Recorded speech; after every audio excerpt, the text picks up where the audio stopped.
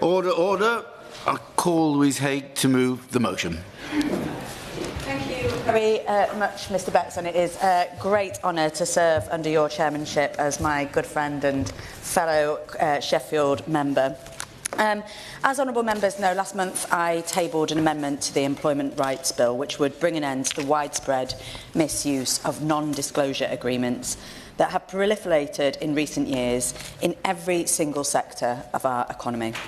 It would seek to ban the use of NDAs in cases of harassment, discrimination and abuse, unless at the specific request of the victim.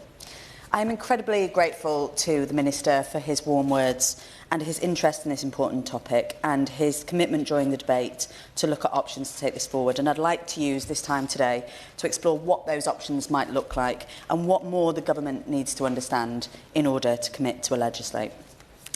This issue burst into the public consciousness off the back of the Me Too movement and the brilliant campaigning work of Zelda Perkins, who joins us in the gallery today, who exposed the exploitation and abuse perpetrated by Harvey Weinstein.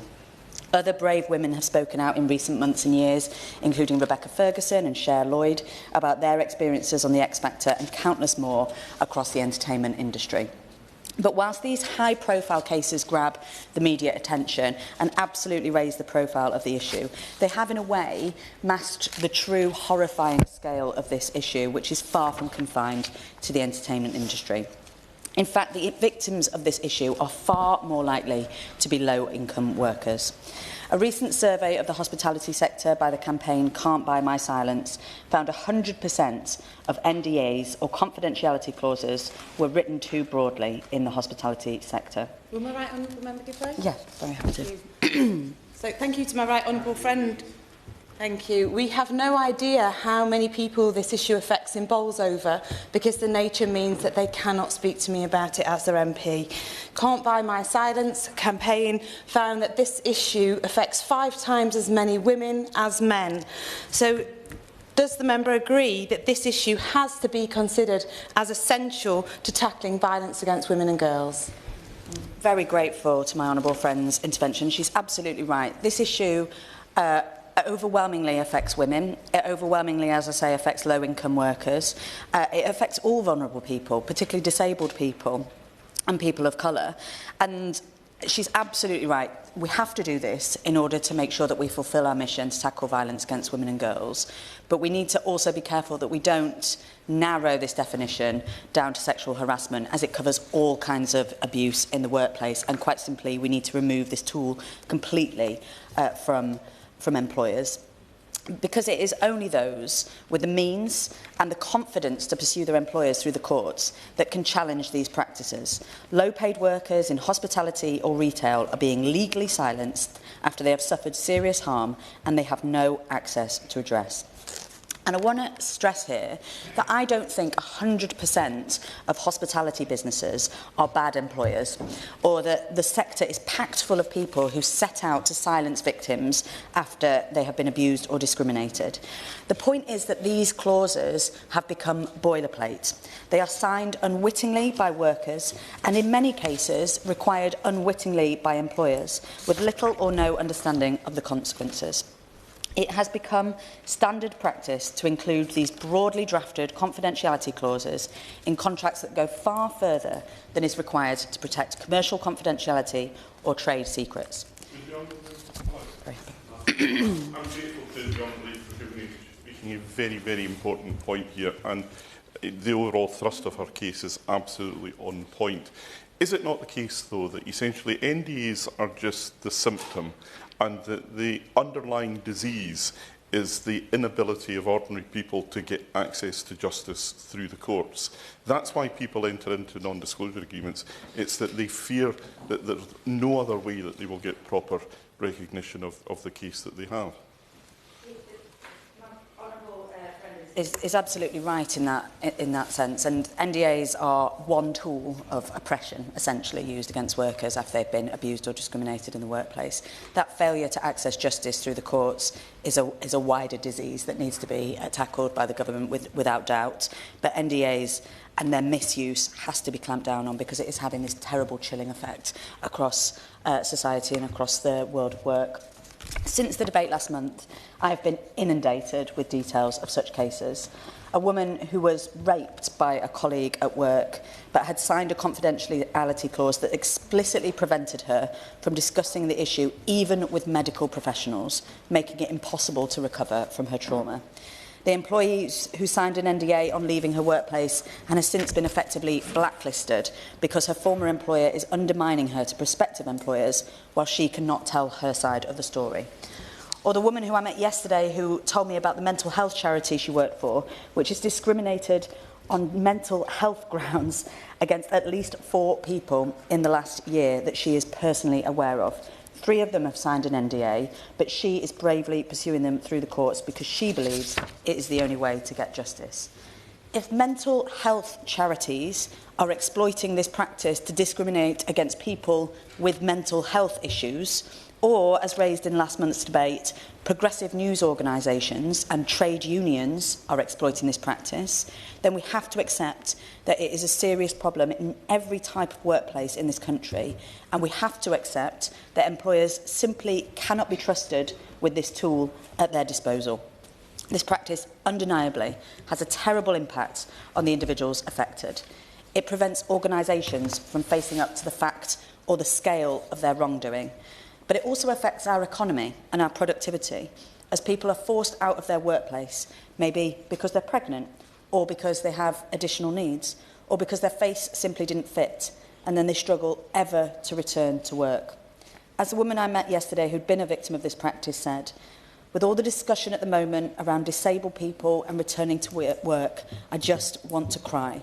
My experience is far too common for disabled people because too many employers simply don't support disabled people at work, and this is the tool that is then used against them.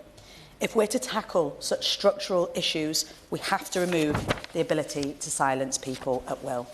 And many other countries and jurisdictions agree. Ireland have recently legislated to ban the use of NDAs in cases of sexual harassment or discrimination.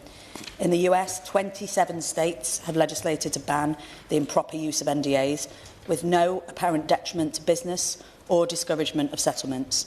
Canada and Australia are following suit. And of course, we've seen some limited progress in this country with the last government. In May 2024, the Victims and Prisoners Bill was amended to make clear that any confidentiality agreement is void if it precludes a victim from speaking to legal, therapeutic advice services or family when it's related to criminal conduct. And the Higher Education Bill was amended to prohibit NDAs being used in cases of sexual harassment, discrimination and bullying. So we now have the absurd situation where students and workers in universities are protected, but a cleaner who works on a university campus but for an outsourced company would not enjoy those same protections. We've created a 2-tier system of protection. So what is the possible justification for denying workers outside the higher education system that same level of protection? All of this progress has been predicated on multiple consultations, reviews and evidence bases. In 2019, the Minister's Department that was then based ran an extensive consultation on measures to prevent the misuse of confidentiality clauses in cases of harassment or discrimination. In 2019, the EHRC ran a consultation on the use of confidentiality agreements in discrimination cases. The Treasury Select Committee in 2023 conducted an inquiry into sexism in the City, which recommended further protections for victims of sexual harassment. The Women and Equality Select Committee has conducted 3 inquiries into this issue, both under the last government and under the chairmanship of my honourable friend, the member for Luton North, thank you. One most recently on misogyny in music, which again explicitly recommended banning the misuse of NDAs. There's been extensive scrutiny in the legal sector, with both the Legal Services Board and the Solicitors Regulatory Authority conducting large consultations, resulting in more evidence of the endemic misuse of confidentiality. Both the Bar Council and the Law Society have called on the government for legislative reform. So my one question to the Minister, who I know agrees that this issue needs to be tackled, is what else does he or his department need to be satisfied on the need to legislate? How much longer must low-paid workers be legally required to suffer in complete silence before we can be persuaded to take the necessary legal steps? I know he wants to take action, The strength of support from a number of political parties in the chamber today demonstrates that the House wants to take action. 27 US states have passed legislation. The UK government is starting to look like the outlier. Let's not let this opportunity pass us by. Let this Labour government lead the way on protecting victims and survivors in the workplace, and finally bring an end to legalised abuse. The question is that this House has considered government policy on the use of non-disclosure agreements in civil harassment, discrimination and abuse cases. Before I just move in, it's going to be about 7 minutes guidelines, not an absolute limit on speeches. Just remind members not to refer to any cases which are active before the courts, specifically, because obviously there'll be sub judice. So let's move on then to Josh Barbarinder. Sorry, standing? Oh, sorry. Right, I apologise for that. So, Zoe Franklin. Sorry, to serve under your chairmanship, and I want to thank the member for Sheffield Heeley for securing this very important debate. As we have heard from her very eloquently, the use of NDAs across all industries is far too prevalent, and I want to focus my comments this morning on the creative industries. Back in 2017, the Me Too movement exposed the pervasive use of workplace sexual harassment and shone a light on the insidious role of NDAs in silencing victims. Despite that movement's spotlight, abusive NDAs continue to thrive in the creative industries, serving as tools of coercion rather than legitimate business protections. These agreements don't just limit disclosure, they enable perpetrators, protect abusers and perpetrate cycles of harm. The creative industries, with their reliance on freelancers and temporary employment, irregular working hours and lack of employer accountability, are particularly vulnerable to exploitation. In this environment, NDAs have been weaponised to cover up harassment, discrimination and abuse. They don't exist to protect trade secrets or intellectual property in these cases. They exist to protect the powerful from the consequences of their actions. When 80% of individuals who report misconduct in the music and film industries are silenced by NDAs, the question is not whether these agreements should be regulated, but whether they should be allowed at all. The continued use of abusive NDAs is frankly an outrage. They strip individuals of their right to speak out, forcing them into a cruel dilemma: stay silent or risk financial ruin. And I will indeed. Thank the honourable member for giving way. Just on the issue of the abuse of NDAs, which you agree with me, what is an even, well, a more significant abuse is that sometimes when public money is used by employers, for example, the BBC, that are paid for by the licence fee, and they occasionally would use non-disclosure agreements, which means our money is being used to try and silence those who have a case against, for example, a public sector broadcaster. I thank the honourable member for his comment, and I would agree we need to look very carefully, particularly where we have public money being used for these. But across the board, we need to end the practice of abusive NDAs. And as I said, it is an outrage, and I'm asking the government today to act decisively. We have waited too long for a ban on NDAs in the cases of abuse, harassment and discrimination. Protecting corporate reputations shouldn't come at the cost of human dignity.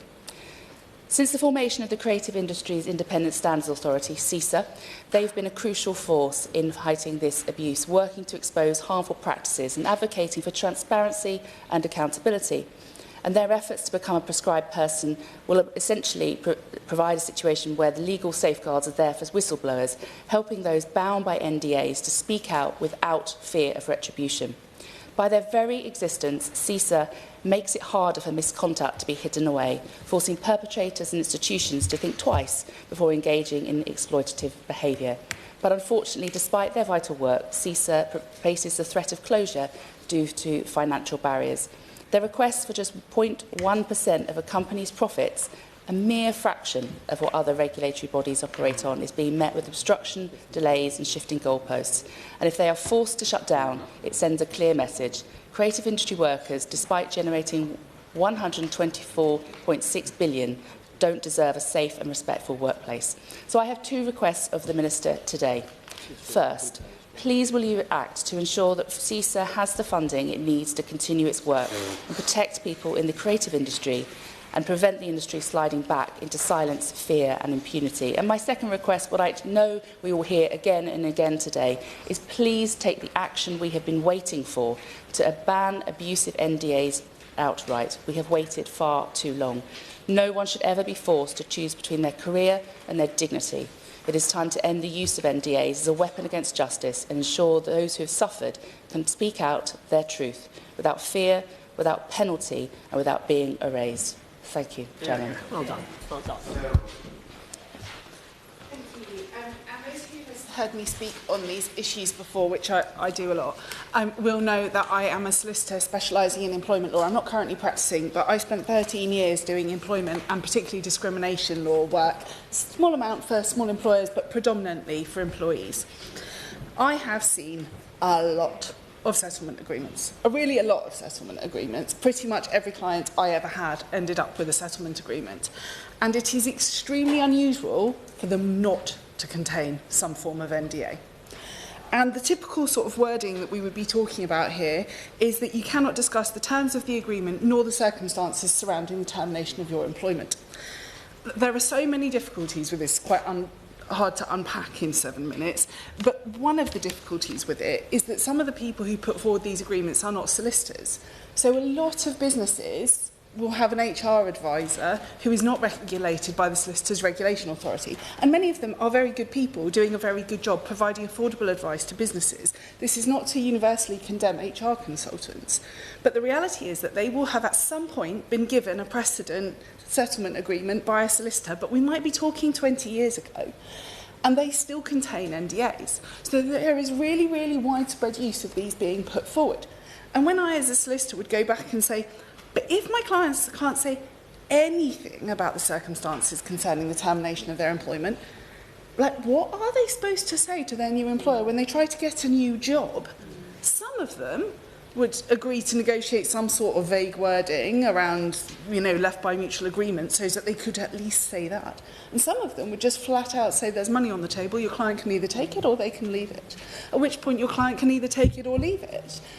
But they're facing significant legal bills, and although hypothetically the employment tribunals were designed to enable you to represent yourself, the reality is if you've got a complex discrimination claim, you may have a mental health problem, either that your claim related to in the first place or you've developed one because you've been treated so badly in your employment, you cannot face the prospect of an unrepresented employment tribunal claim.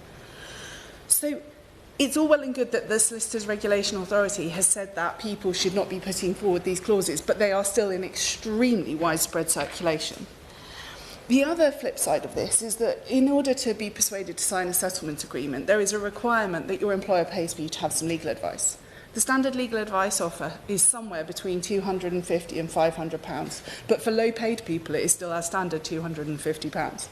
Now, the reality of the legal market is that any specialist employment lawyer is not going to go through, explain a potentially 20-page legal document to you, send you follow-up written advice, renegotiate the terms for you and do all of that work for £250. So people who are on low pay have two choices. They can either go to a lawyer who will take them through perhaps the terms of that agreement for the £250, explain what they mean, but then they've run out of money, so that's the end of it. They're not renegotiated at all, they just sign what is put in front of them.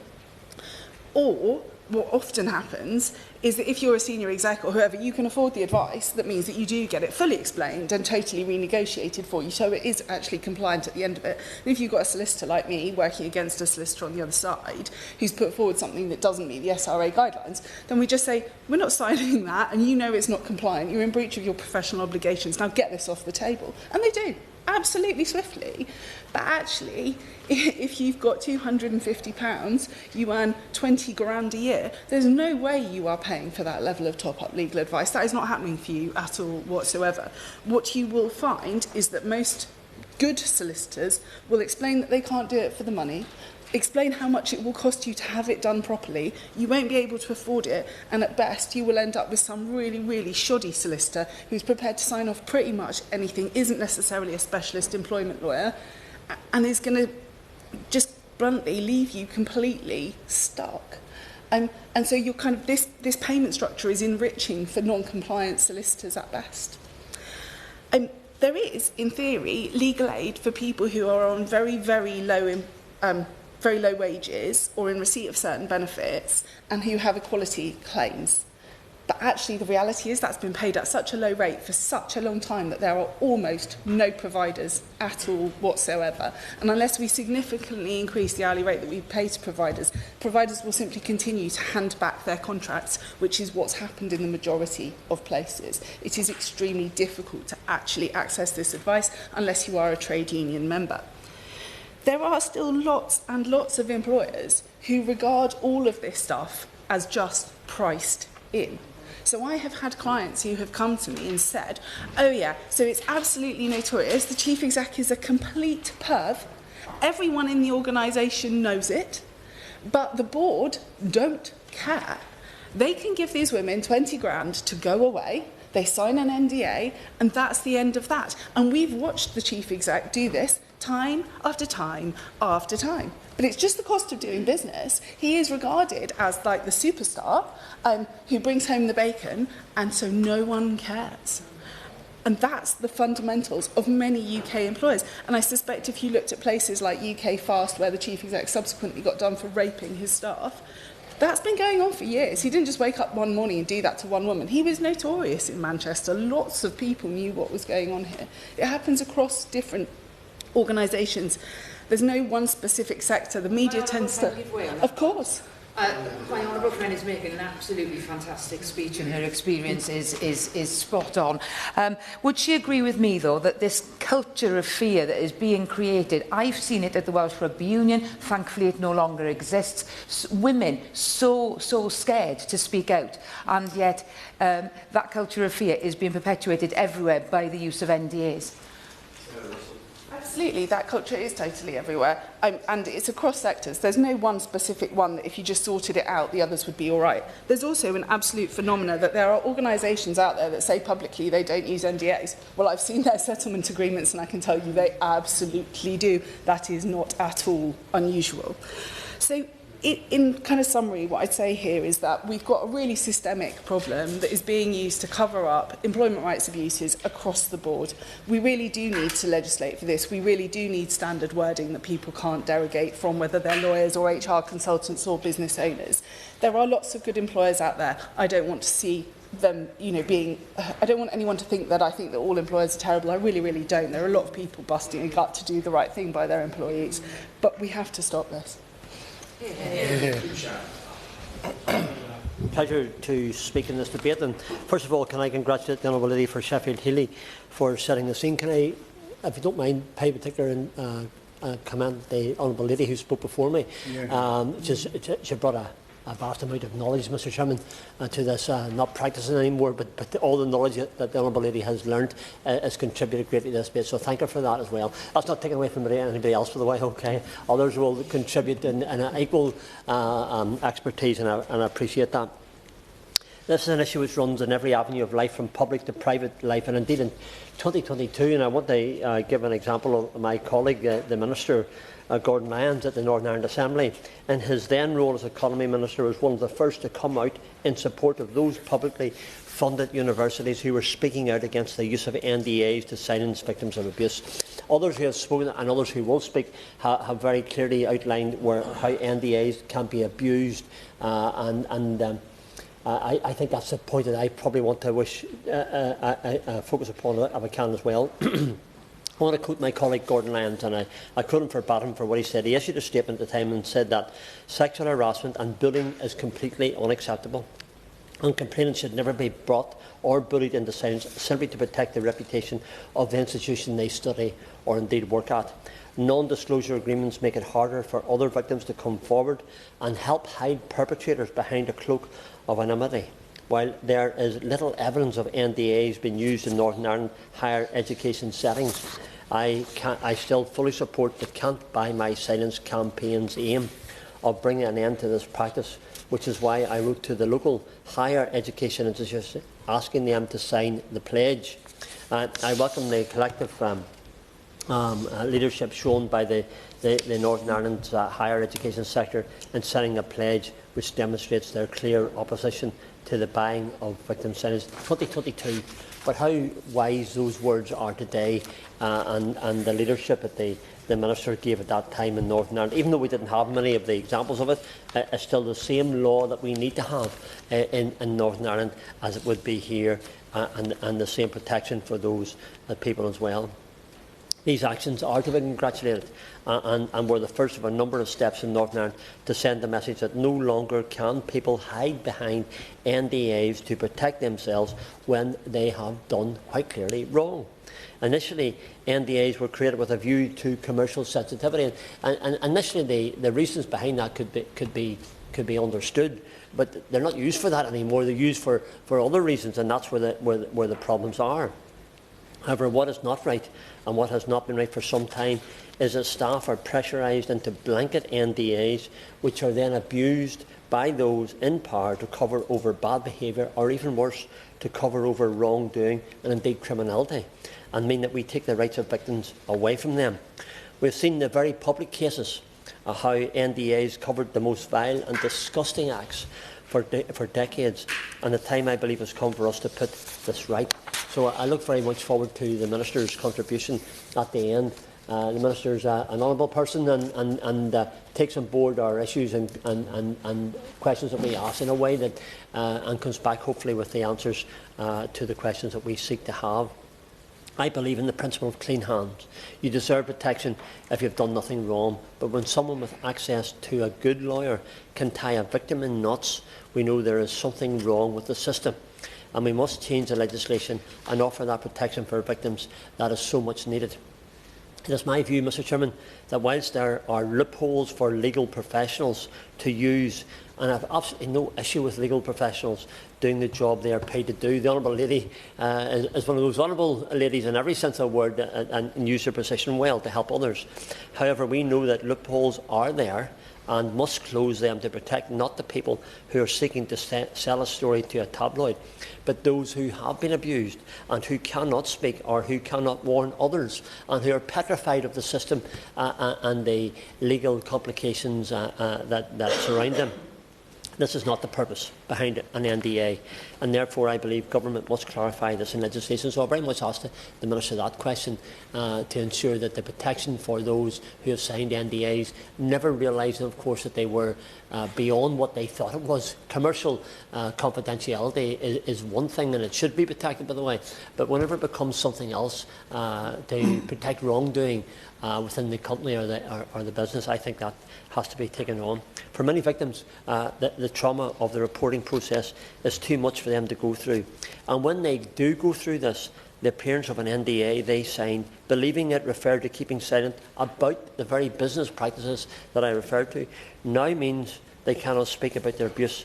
And this is simply not right. And for many of those ones that I've spoken to, an honourable lady who introduced the debate that they referred to them, some of them have spoken to me, they never knew this is what it meant, and they're petrified because of the legal complications or legal implications that there would be for them.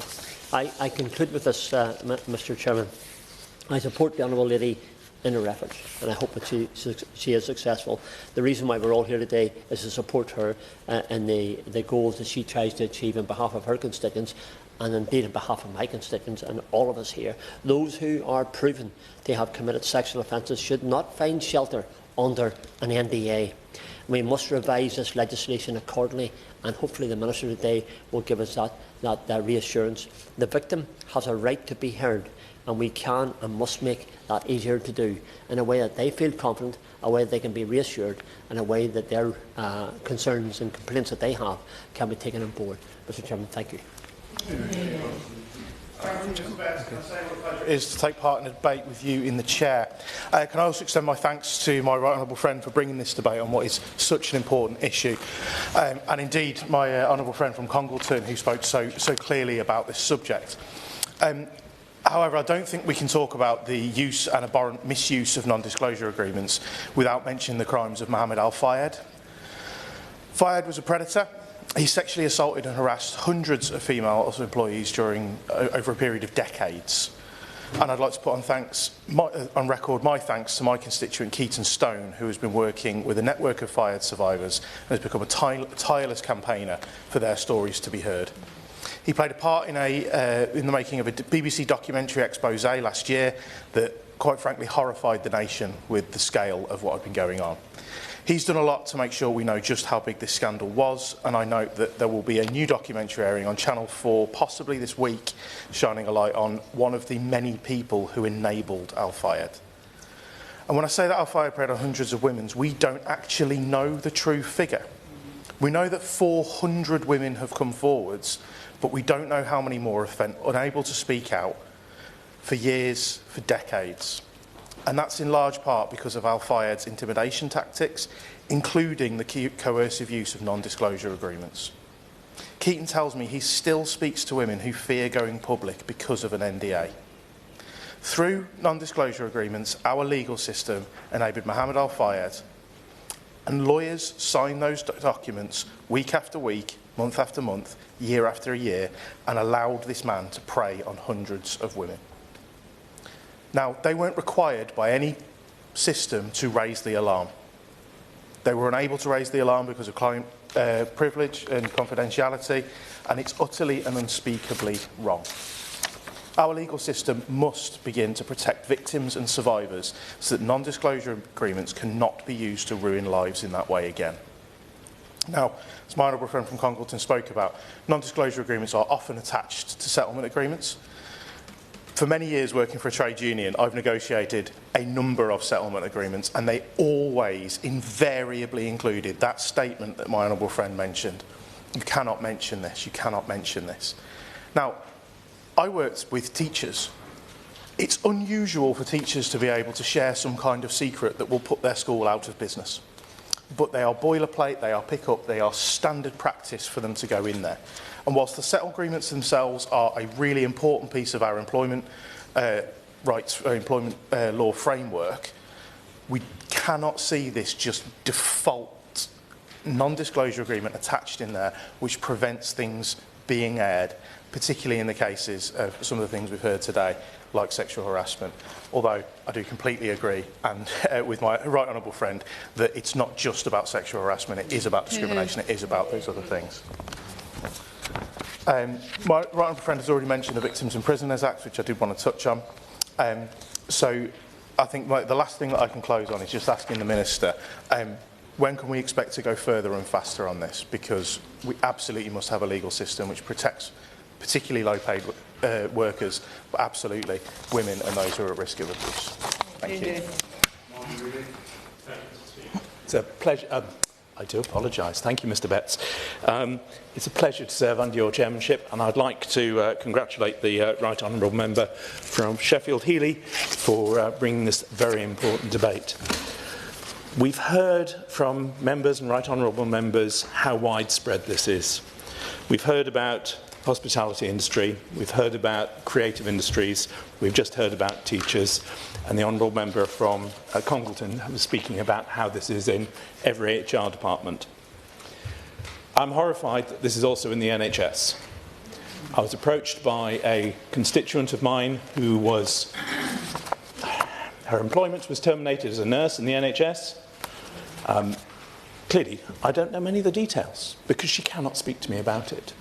Her employment was terminated due to, how can I put it best, natural conditions, due to a medical condition, shall we say, that she suffered, is now over. But she cannot talk about it, and she was dismissed, and this has given her issues ever since. And in my constituency of Newton Abbot, I do not know how many people fall into this sort of category because, as the Right Honourable lady said, we don't know, they can't talk to us about this. Of course. In terms of the way that the wording works, there will typically be an exemption for whistleblowing, and that's what the Solicitors Regulation Authority says that there must be. And so chances are your constituent can actually talk to you about the details, and then you can actually refer to it under parliamentary privilege. But most people do not fully understand the relationship between the whistleblowing exemptions, which are extremely limited and tightly drafted, and say that you can only speak to very limited people in very limited circumstances to whistleblow in line with the law. And the broader statement that I referred to that says that you cannot discuss the circumstances surrounding your employment. So unless you've had really good legal advice that makes that really clear and you can retain that quite sophisticated combination, people don't understand. So the exemptions that we do have actually just don't work. I thank the lady for her intervention, and the honourable lady for her intervention, and fully agree. And absolutely, people do not know what they can do with such interventions. So, having found out that this is happening within the NHS, I would ask the Minister to investigate how widespread this is within the NHS. And given that it's probably under their control without primary legislation to ban this practice within the NHS, ask if the Minister will actually take steps to immediately have this practice stopped within the NHS and seek what recompense is required for those that have suffered it. However, I agree absolutely that this practice must be stopped. It is just one of many poor practices that are currently carried out by some businesses. Not all businesses, but by some businesses, often unwittingly, which is why I'm bringing forward my private members bill on July the 4th, looking to change the duties of company directors. Right now, the company directors' duties say that they must put shareholder interests first and might have regard to other things. The bill that I'm proposing, and I hope the Minister will consider working with me on making this happen, is to change company law so that directors have a duty to balance the interests of shareholders, employees and the environment. And I would seek support from people here to actually bring this bill forward and have further discussions to see what we can do to actually get that into the government schedule to make that law. Until we put that at the foundation of company directors' duties, it will be impossible to actually get rid of the circumstances such as the Honourable Lady from Congleton was describing for company directors behaving badly. I fully support all of the issues that the Right Honourable Lady has brought and will happily engage and do whatever we can to make this go forward. Thank you very much. Right, Chair of the Select Committee, Sarah Owen, and we need to start on the front benches by 28 minutes past. So, yes. I certainly won't be taking that long. Thank you, Mr. Betts. That wouldn't make me very popular at all. It's a pleasure to see you in the chair today and to follow such informative, heartfelt speeches. I actually wish that there were more people in this Westminster Hall debate, because I've learned something new from every single one of the speakers, whether it's that this matters to them or whether this is people like the honourable friend from Congleton who have huge amounts of experience in this area. I think this is well worth sharing around our colleagues, and that this information, this debate does not just stay within these four walls. Before I start, Chair, I just want to say that there will be probably some bad faith actors out there that will want to read this as us wanting to ban NDAs altogether and not protect commercially sensitive information. That is absolutely not what my right honourable friend from Sheffield Heeley has laid out, and her hard work and all of the campaigners that are working on this issue. This is purely to stop the abuse, the discrimination, the bullying and the sexual harassment that we have all heard about so far. And I want to praise my right honourable friend for her work and for bringing this forward into the Employment Rights Bill, and to the Minister for saying that they would work where actually we have not seen progress on this, despite there actually being quite a lot of cross-party consensus on this issue. So we've already heard about the high-profile cases, and we know that women are 5 times more likely to have signed an NDA than men. But it's also not just the scale, but it's at the time of the most vulnerable time for victims of discrimination or sexual harassment that they are being asked to sign these NDAs. Pregnant and Screwed estimated that it's around 435,000 women, pregnant women and mothers in the UK that have signed NDAs. And 80% of those felt they had to either leave their job as a result of the NDA or cut down their hours. They are shocking statistics. And surely this goes against the government's aim to ensure that people get to work, get the jobs that they want, and stay in work and progress. This is not just about injustice, this is also about the growth agenda, as has been said. And we don't know the true scale. I'm grateful that Can't Buy My Silence, Pregnant and Screwed and other organisations are working on estimates, but we shouldn't be working on estimates. We should know the full scale of this and what is happening throughout our economy. Because I don't know how many people are subjected to this in Luton North. I should. I really should. We all should. And we should know which employers are abusing this system. Why do people sign them? And why do predominantly women sign them? We've heard already. It's a huge power imbalance. We've heard about the low pay. We've heard about the lack of justice, the lack of access to justice, and actually feeling that this is their only option. This is their only way out. If I don't take this, what else am I going to get? The big CEO of a corporation isn't going to get taken down by the cleaner. That just doesn't happen. That only happens in the films, right? Because our justice system isn't balanced. It isn't fair. And people feel that this oppression of a worker is, as has been said, just part of the cost of doing business. So not only does it leave the victim without a sense of justice, it also protects a culture of wrongdoing.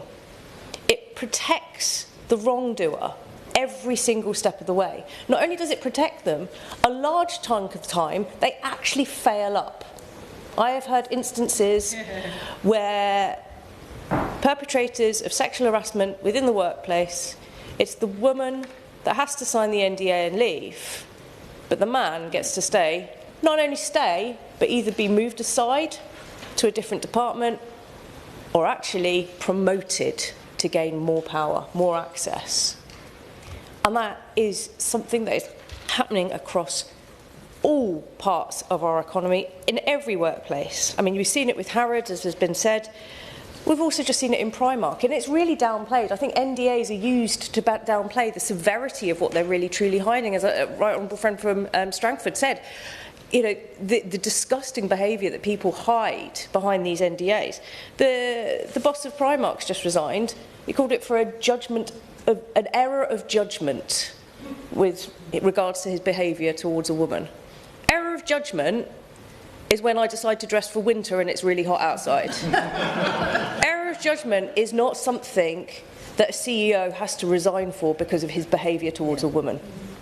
So I think that this is not just about protecting the victim, it's also about how we improve culture within our business, within our economy, because as has been said by the right honourable friend from Sheffield Heeley, this isn't just one sector, this is charities, this is finance, this is unfortunately trades unions. And we've heard it on the Women and Equality Select Committee. But I am pleading with the Minister to not forget the self-employed workers within this. Because whatever changes we take, and I hope that we make progress on this, we really must consider the vulnerability of self-employed workers within this. And we heard this loud and clear when it came to our misogyny in music evidence and inquiry. We had brave witnesses from Charisse Beaumont through to Lucy Cox and to Celeste as well. And I want to just read out a quote from Charisse Beaumont, the CEO of Black Lives in Music. She said, "We have hundreds of stories of women being harassed, including sexually assaulted by male artists, as well as promoters, people assaulting women in music education, participating in almost naked casting videos, women pressured to drink and take drugs, who are then assaulted, male producers grooming young female artists. It's rife in all genres, but particularly in classical music," she adds. And I want to pay tribute to one of the very brave female artists that did speak out. She came from the classical music industry. She spoke at our select committee, and if anybody wants to, I really do recommend her testimony, because she spoke about the horrendous behaviour of some of the conductors towards female classical musicians, the sexual favours that they were asked for in order to get the first positions, and the fact that one conductor had said, well, if you want to be in the first chair, you're going to have to wait until someone dies or gets pregnant. They equated in the classical music industry pregnancy to death. And I want to say how difficult it was and how hard my clerks had to work to find women that were prepared to speak out against the misogyny and the sexual harassment that they had faced within the music industry. So when the last Tory government agreed that there was a problem with misogyny in music, but rejected every single one of the committee's recommendations, I asked this government to do better. Because one of those recommendations was around banning the NDAs. Music Union General Secretary Naomi Pohl calls for a ban on NDAs that prohibit sexual harassment, discrimination and bullying. Because 51% of women report experiencing gender discrimination in music, and 32% of them have been sexually harassed while working as a musician. And that increases if the woman is from global majority or black, Asian, minority ethnic background, they're disabled or LGBT+. Now, lawyers at home probably, or at work, are probably getting quite excited about thinking about what alternatives they could have to NDAs. So I ask this of the Minister, that we need to be innovative here. We need to be ahead of the curve. We need to be ahead of all the bad faith actors within this. And the Right Honourable Member from Sheffield Healy is absolutely right. We shouldn't be falling behind as a country. We should actually be leading the way. The evidence is there. Let's get to it, Minister. Yeah. Right. Now move on to the front benches. Well, it's a guideline of 10 minutes, but we've clearly got more time that if people want to take it on this occasion. Josh Bobrindon. Thank you, Mr. Betts. I hopefully won't take the full 10 minutes, but it's an honour to serve under your chairmanship.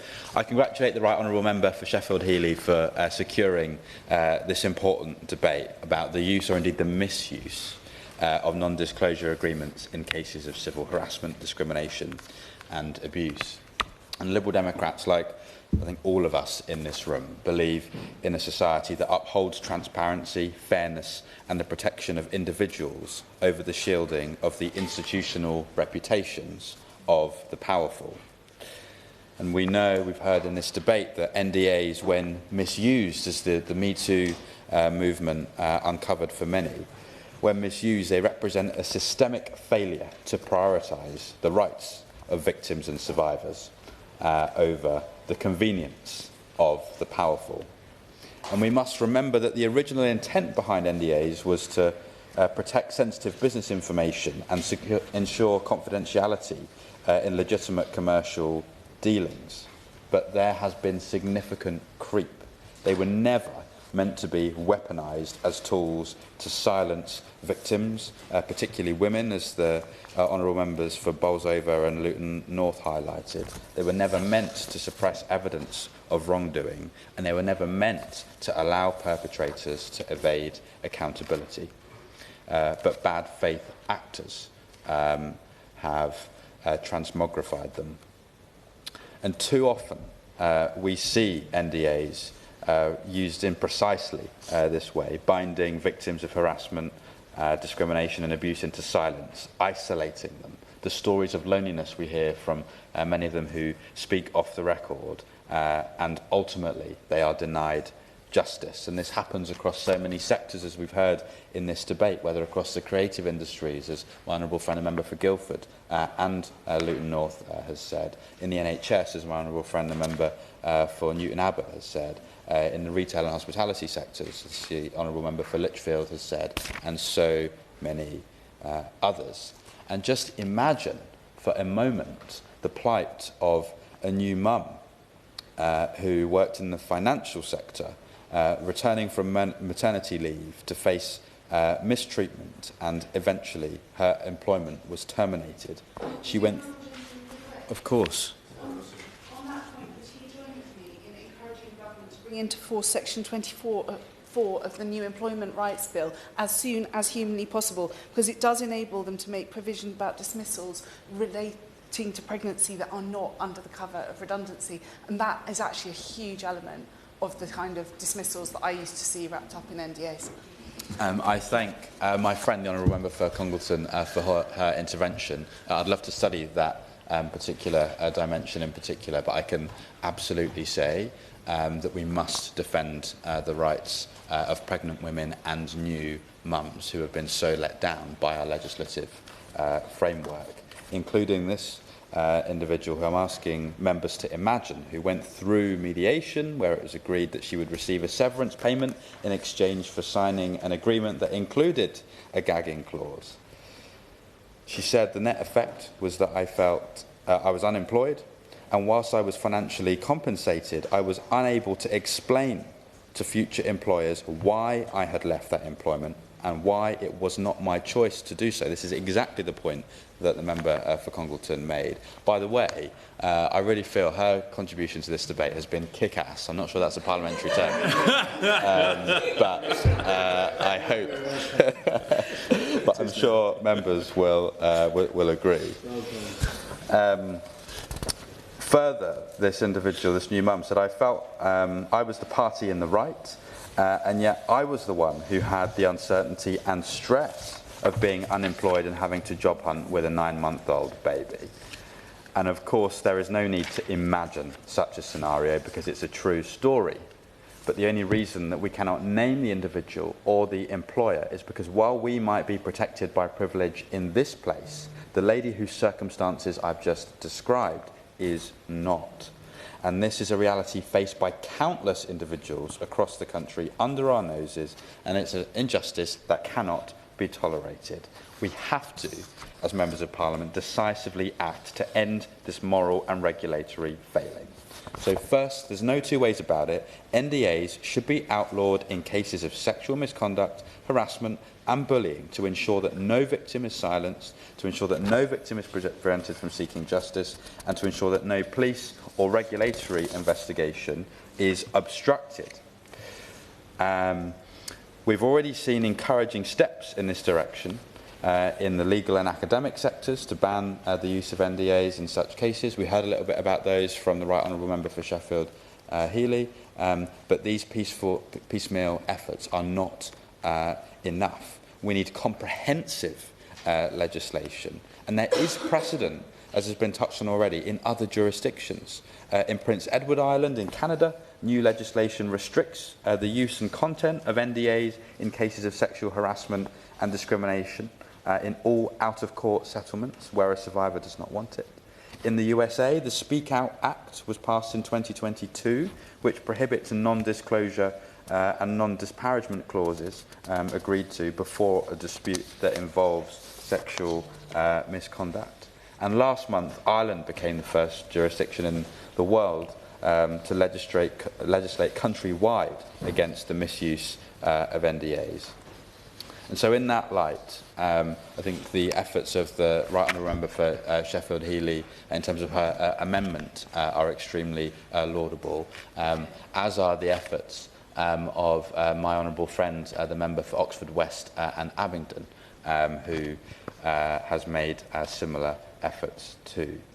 So that's the first thing we've got to do, outlaw in these circumstances. Secondly, ensure that individuals who sign NDAs outside of those hopefully outlawed circumstances under duress or intimidation have a clear and legal route to challenge them.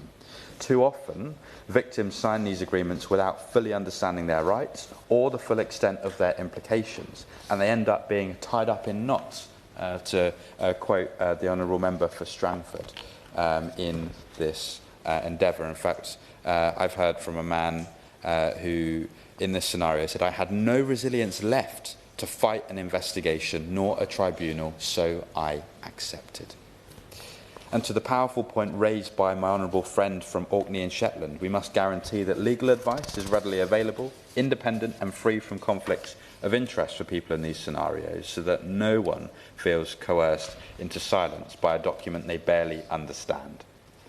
And thirdly, we must foster a cultural shift in organisations, public and private alike, so that they no longer view NDAs as a convenient tool to shield themselves from scrutiny and to move away from the culture of fear that the Honourable Member for Gower, who's no longer in her place, referred to.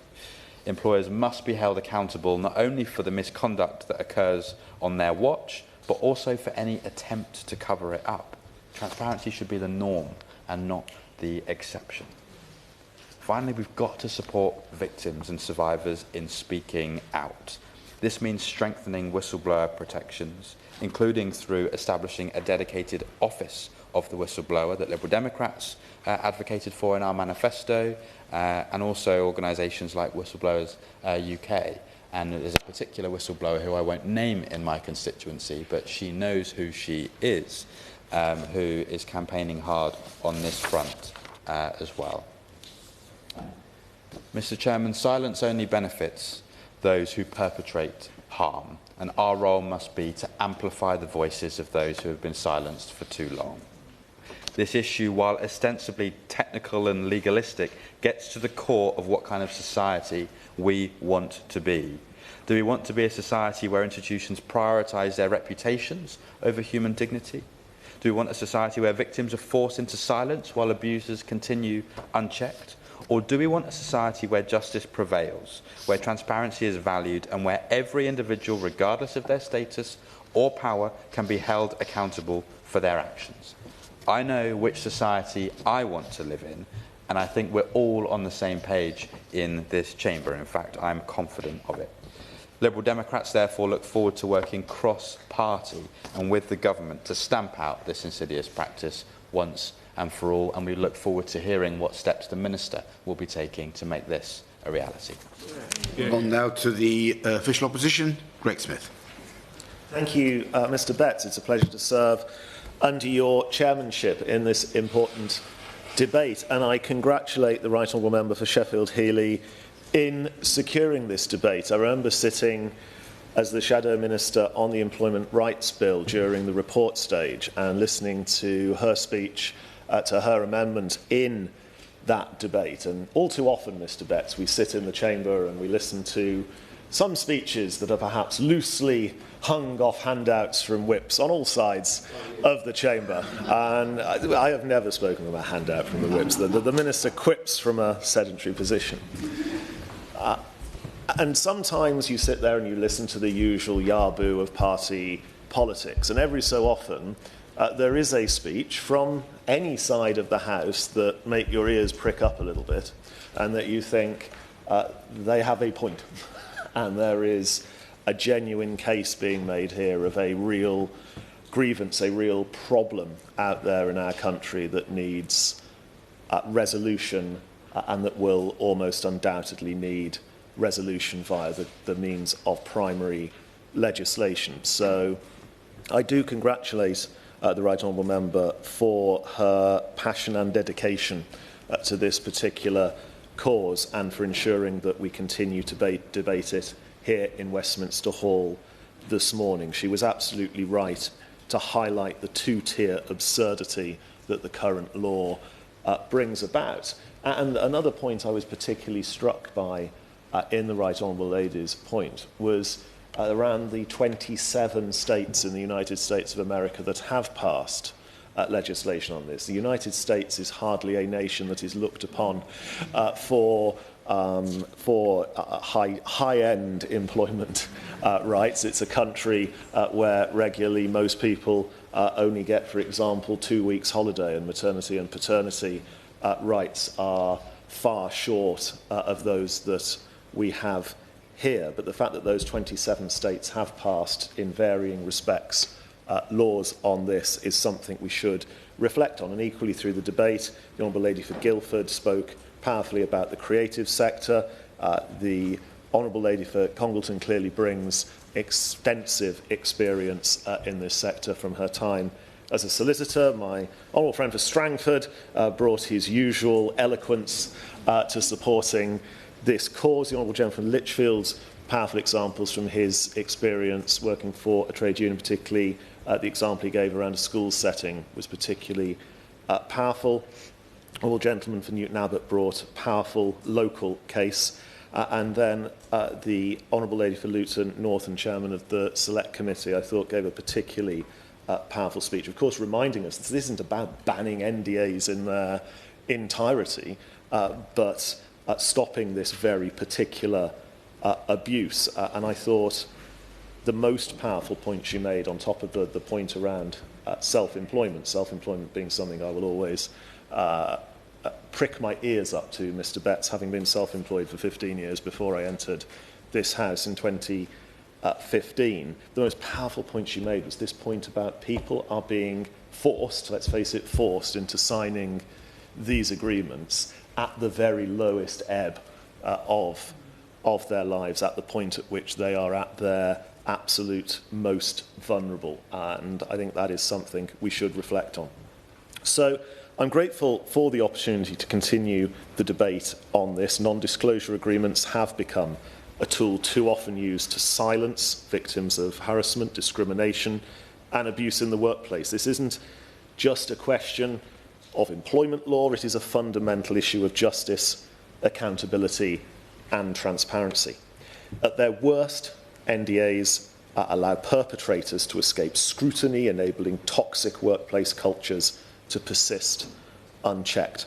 Victims, often facing that imbalance of power, are in cases undoubtedly pressured into signing away their right to speak out in exchange for financial settlements. This practice not only denies individuals the justice they deserve, but also prevents organisations and indeed our society at large from learning from past failure and making necessary change. Of course, as I referenced off the back of the Honourable Lady for Luton North speech, we are not in any way suggesting that every single NDA out there is inherently wrong. There are legitimate reasons for their use in protecting trade secrets or commercially sensitive information. However, when they are used to cover up wrongdoing, they become a shield for bad employers and an obstacle to a fair and open working environment. I echo the sentiments that were made earlier in this debate that I believe the vast majority of employers do act in good faith. They are good people, but where it goes wrong and where they are acting in bad faith or in many respects, let's say it how it is, criminally, then NDAs should not be a shield for that. Now, the government, of course, has said that it is committed to tackling workplace discrimination and harassment, and there were elements within the Employment Rights Bill that the opposition could support. But of course, there is a question that I put in the spirit of wanting to try and solve this problem to the Minister, where what we actually got in the Employment Rights Bill was this debate around particularly third-party harassment that, whilst we all want to see harassment stamped out, led to the unintended consequences of what we on the opposition benches called the banter ban, where an employee could essentially take their employer to tribunal, take their employer to court if they'd happen to overhear in a hospitality setting or whatever it might be, something that maybe politically offended them, or something that... in 1 second, I'll just finish the point. I'm preempting the Honourable Lady. And what I would just straightforwardly argue back to the Minister is there is still time as that bill passes its stages in the other place to re-look at this legislation. And instead of risking those unintended consequences, for example, in hospitality settings, to actually take a really serious, life-changing problem that we are debating in Westminster Hall here this morning and put those provisions in instead to stop this use of NDAs from silencing victims. I will now gladly give way. Honourable gentleman. Would he agree with me, though, that since there is a defence to that form of discrimination in the event that an employer has taken all reasonable steps, and I only speak of reasonable steps, not unreasonable steps, not every single magical thing that could ever be thought of, and that, in fact, there was a case just last week in the Employment Appeal Tribunal, I think, in which an employer, in fact, did successfully defend a harassment claim on the basis that they had taken all reasonable steps to prevent harassment, that actually the position is not as extreme as he's presenting by any stretch of the imagination, and that as long as hospitality businesses have taken all reasonable steps to prevent their employees being harassed, they'll be fine. I'm grateful to the Honourable Lady for that intervention. I don't particularly, during the nature of this debate, want to completely relitigate our debate in the main chamber a few weeks ago. Of course, it is the job of the opposition to kick the tyres on legislation that the government puts forward, and that is what we were seeking to do in that particular debate. I hope the Honourable Lady turns out to be right, but of course the Employment Rights Bill is still a bill. It is not an act, and it will be the test of that when it undoubtedly, through the parliamentary arithmetic and maths we've got at the moment, does become an act, to fully test that, and we'll see who turned out to be right in that particular element. But I do want to focus on the importance of what we have here before us today. So I add the asks of His Majesty's loyal opposition to the Minister on top of those that we have already heard around Westminster Hall as to when we can expect legislation to be brought forward to tackle this issue. Will it be standalone, or will it be hopefully a government amendment within the House of Lords to the existing vehicle that the government has available to them? We also do need to ensure that the government's own house is in order on this front. So I gently ask the Minister for the transparency on the government's own use of NDAs. How many non-disclosure agreements have been used across the civil service since the government took office last July, and does the government itself rely on these agreements to settle disputes within its own departments? If the government does, as I hope they do, believe that NDAs should not be misused, and misused is a light term for this, it must lead by example. So, Mr. Betts, I don't believe this is about party politics. It's about ensuring fairness and justice in our workplaces. We must end the practice of silencing victims and start fostering a culture where wrongdoing is exposed and addressed. So I look forward to hearing from the Minister the government's response, and more importantly, seeing the meaningful action I think every member who has spoken in this debate this morning wants to see actually come to pass. I call the Minister. If the Minister could allow 2 minutes at the end for the mover to wind up, that'd be appreciated.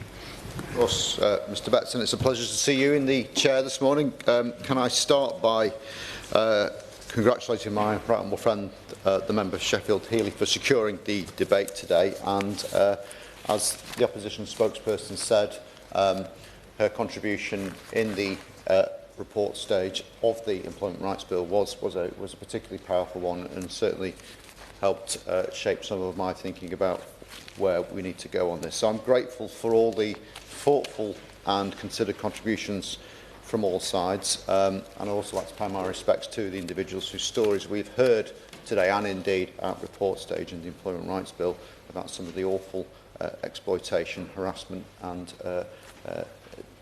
just terrible treatment of people that has gone silenced for far too long.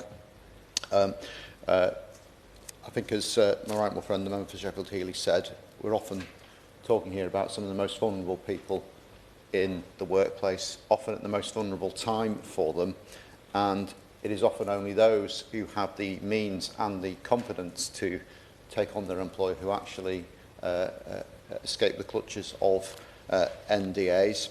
And I just want to also acknowledge the comments made by the Liberal Democrat spokesperson about the work the Honourable Member for Oxford West and Abingdon has done in this area. She has campaigned tirelessly, as have many members, alongside organisations such as Can't Buy My Silence, to ensure that victims of sexual harassment, discrimination and bullying are able to speak up and get the help that they need.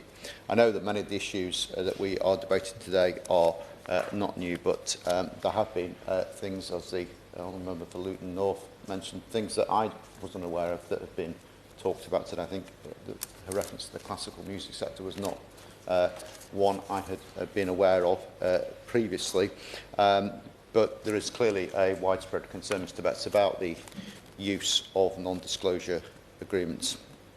I absolutely recognise that it is an important issue that we have been discussing today, and as we know, non-disclosure agreements or confidentiality clauses are legally binding. The intention is to keep information confidential, and of course, as many members have said, they can be used in different contexts and contracts and have a legitimate role, for example, to protect trade secrets, intellectual property and commercially sensitive information.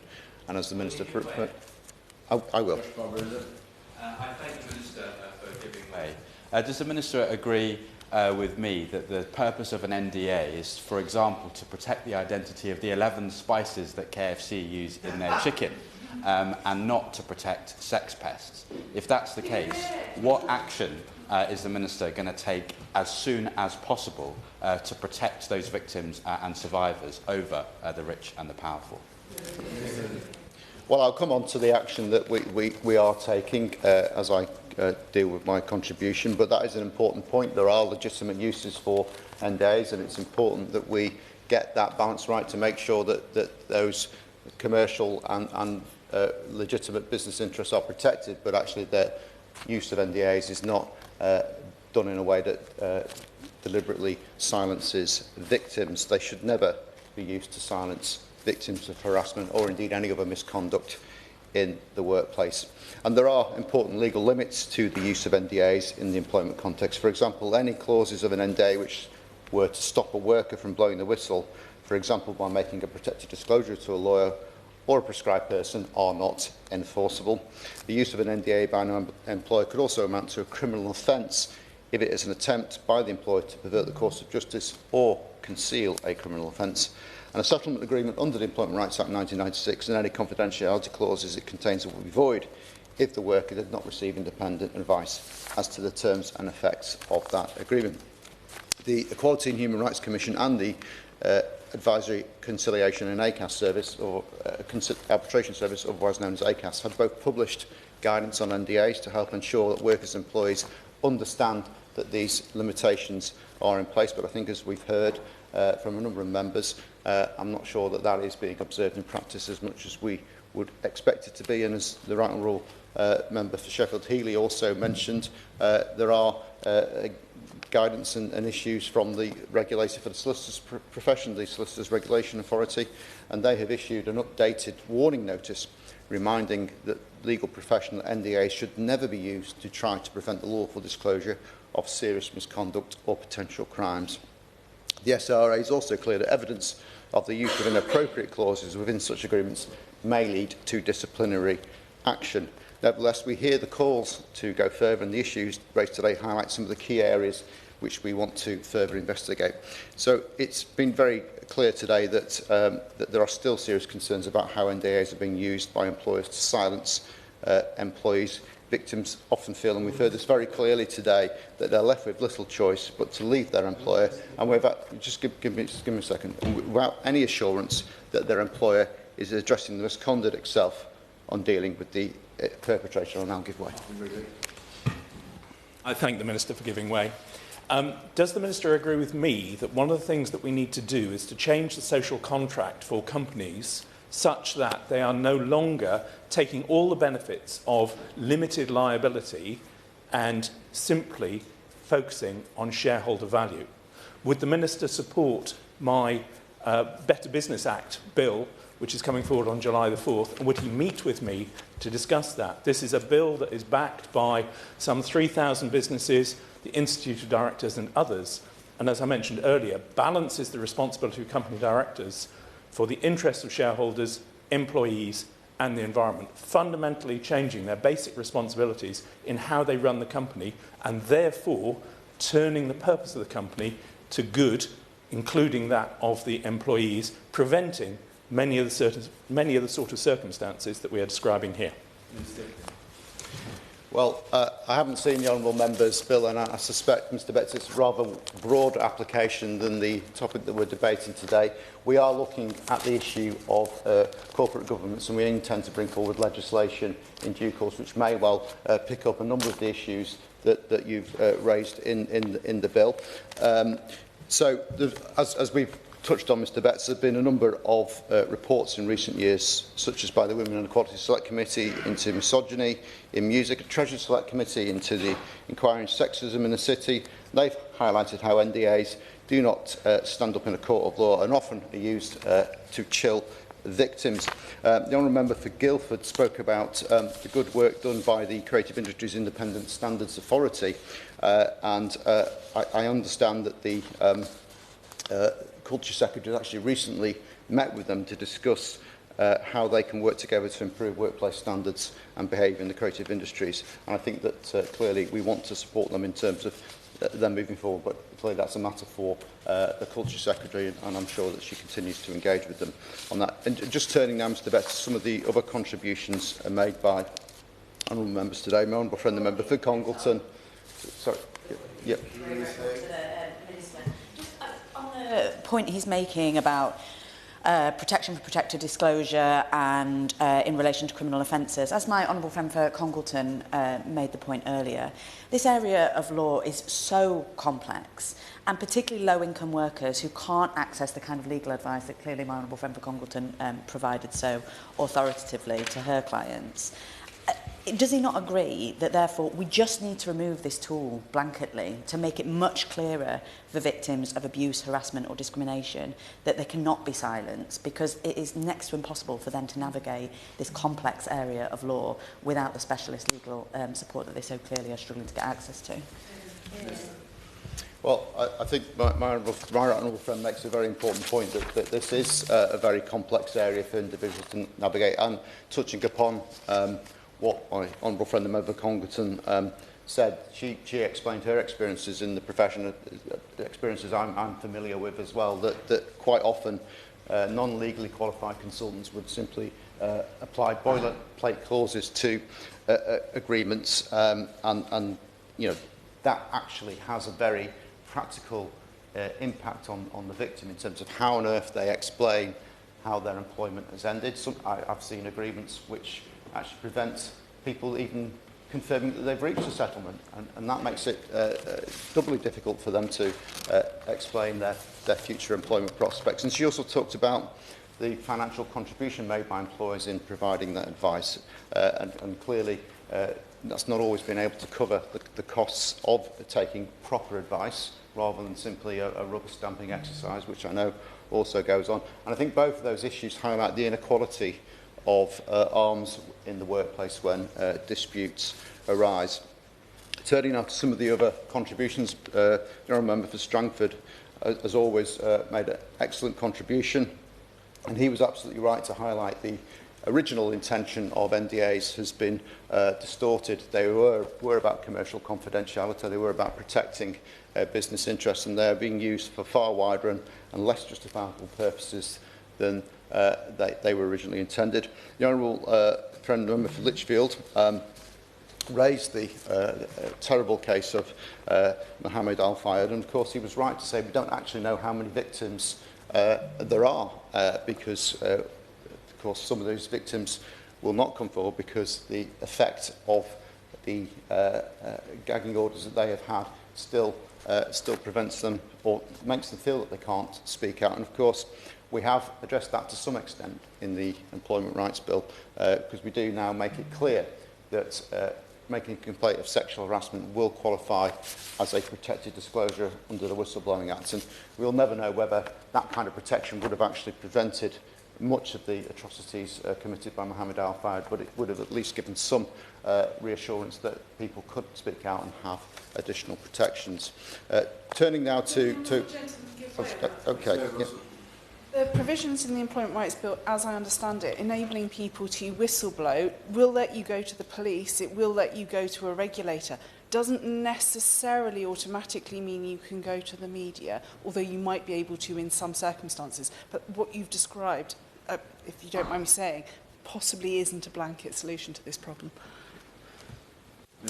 I thank my honourable friend for her intervention, and I think she does highlight some of the existing limitations with the Whistleblowing Act in terms of what qualifies as a protected disclosure. And as I've commented previously, that legislation does need looking at again. Turning to some of the other contributions, the honourable member for Newton Abbott talked about the widespread use of these agreements in the NHS, which I think highlights the point again that's been made that there is no sector of the economy where these agreements are not in use. And the opposition spokesperson talked about the use of these agreements in government departments. That is something I will make some inquiries on and come back to him on. And in terms of the NHS, I will pass on his comments to the Department for Health and Social Care. My honourable friend, the member for Luton North, has the chair of the Select Committee, as always, gave a very informative and well-researched speech. And she was right to say that this isn't just about protecting victims, it's actually a wider issue about the growth agenda, because we do know how debilitating and damaging these issues can be for victims, and the impact on them being able to return to work. And the absolutely important point she made about how it's nearly always the victim who has to leave their employment, they have to move on, and as we've heard, they don't always have a clear explanation to prospective employers about why they've had to leave, and it's usually the man who's often in a position of greater power who has had to stay in work, and sometimes indeed has advanced off the back of that. And that is something that I think is about the culture in organisations, and how victims are not protected and perpetrators are often supported because they are seen to be in a more powerful position in the workplace. And she also made an important point about protecting self-employed and contractors in particular industries, and that's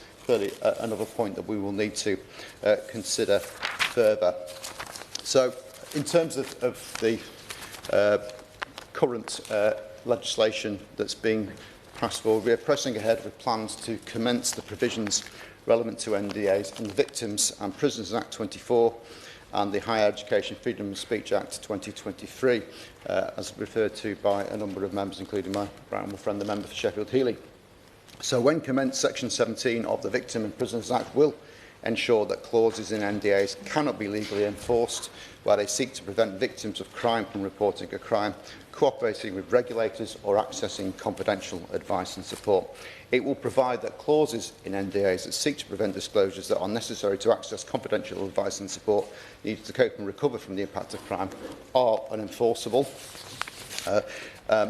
The Liberal Democrat spokesperson also talked about some of the experiences with a new mother and discrimination and the consequences of that. And of course, the new Employment Rights Bill will provide a new baseline of protection, enhanced dismissal protections for pregnant women and mothers, and of course the extra requirements to take all reasonable steps to prevent sexual harassment, something that I know has been a matter of considerable debate, protecting workers against third-party harassment, making it clear that disclosure of information can be a protected disclosure, which are all things we think will improve the workplace experience. But I hear that the calls to go further.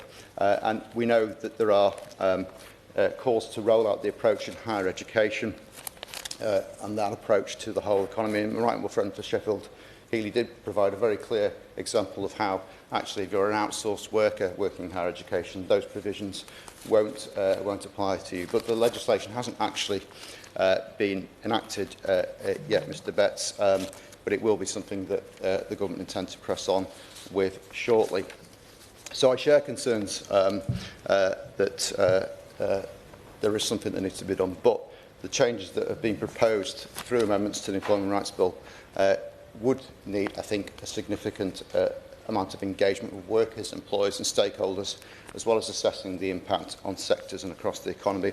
It is a complex area of policy, as we've heard today, and it's important to take a balanced approach to make sure that we reach the right endpoint, because there are different views and opinions. There are organisations and members here calling for a ban in specific circumstances. Some also advocate for a greater safety for victims about when they can be legitimately used, but others warn about unintended consequences for victims who are looking to settle a claim to avoid the stress of litigation. Yes. Time. Completely accept that there are different versions of the amendment that could be successful, and consider the need to consider the impact on businesses.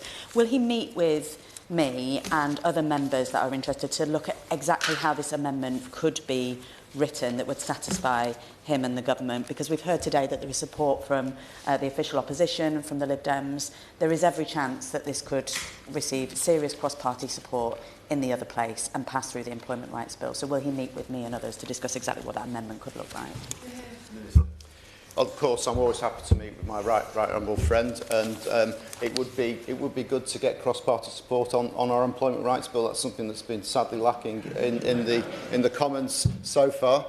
Shadow Minister is grinning there knowingly. I'm not sure whether that means that we'll ever get him on board for the whole package, but of course I'm happy to work with individual members. I mean, I think I would just pick up that under his party's watch there was a consultation, and there were a number of proposals that were developed that actually never saw the light of day, Mr Betts, because there wasn't actually an employment rights bill that the previous government introduced. So I do think that his late conversion to this cause is welcome, but he should also recognise that perhaps his own party didn't do enough in government. And indeed, some of the recommendations that were made under the previous government are not going as far as I think the general mood of the Chamber is today. And there are, I think, a whole range of issues that we need to consider about how we get this right. So, for example, as we've heard, the use in various sectors, whether some sectors need particular protections, such as the creative industries, the different relationships, as we've heard about those who are self-employed, indeed, how this would operate for those who are in the gig economy, who well, we can have that debate about whether they're self-employed or a worker. That's, I think, something that's going to be returned to on many occasions. The international approach, which we've heard, there's been some examples from over the pond. And, of course, Ireland have also recently introduced their own legislation. Also, I think how this will apply to different groups of protected characteristics. We also need to make sure, and I think this is a really important point, that any work that we do doesn't create a new loophole, a new way for these clever lawyers to exploit. So it is future-proofed as much as possible.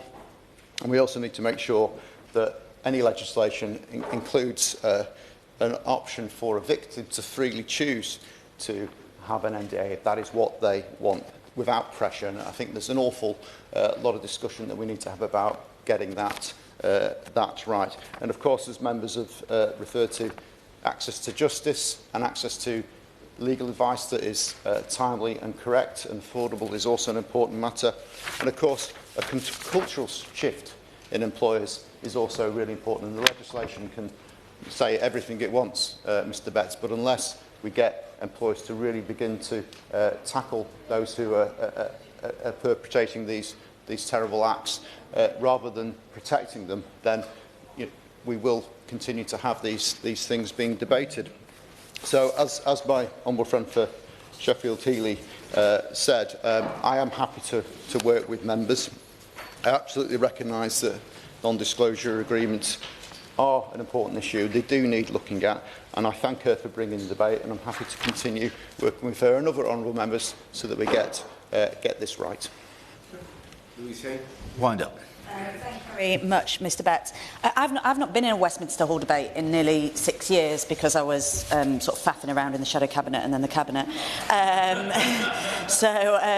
I don't recall ever being in a Westminster Hall debate where there has been so much cross-party support, and I am incredibly grateful for such quality contributions today and for the support from the official opposition and the Liberal Democrats. I completely agree. I think the Honourable Member for Congleton's contribution has been kick-ass, and her experience in this area is second to none, and shows just how widespread the issue is. And as my honourable friend from Luton North said, you know, the scale and nature of the crimes that are covered up by these issues have been demonstrated today, that this issue absolutely warrants urgent and immediate attention. I'm really grateful to the Minister for committing to work with those of us who care about this issue to look at what steps can be taken, and if we can get this cross-party support through an amendment to the Employment Rights Bill, then we can make sure that victims no longer have to suffer in silence. Thank you.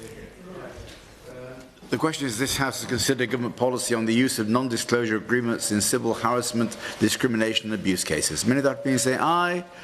Contrary no, I think the ayes have it. The ayes have it. Order, order. We can now move on to the next debate, and I think we can start straight away as the member in charge and the Minister are here. But just a few minutes for the Chamber to be cleared of those who are not participating in the next subject.